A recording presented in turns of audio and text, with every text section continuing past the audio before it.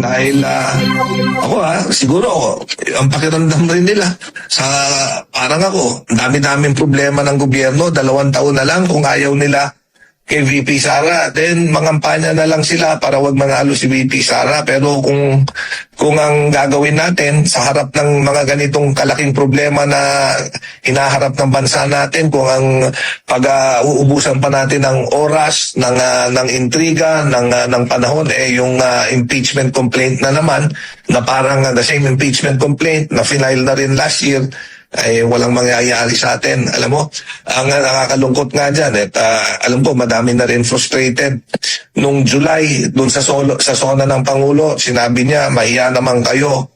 Ibig sabihin, pati yung Pangulo, nakita niya yung naging problema, yung mga pandarambong, pagnanakaw na nangyari sa budget ng Kongreso. Pero mag-iisang taon na, ilang buwan na lang, zona naman ulit. Wala pang nakukulong, wala pang nakakasuhan. Yung mga tao na nagbabalik ng pera, yung mga engineer, yung mga tiga DPWH, yung mga contractor na sabing kumita, yung mga congressman na kumita, para ngayon, parang nang lalabas, walang sala lahat.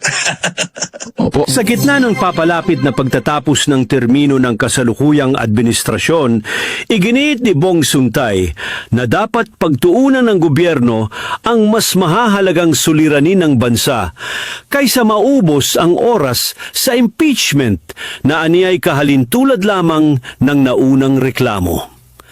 Para sa kanya, kung ipagpapatuloy ang ganitong usapin, walang malinaw na benepisyong makakamit at maaring masayang lang ang panahon at enerhiya na dapat sanay inilalaan sa agarang pangangailangan ng publiko.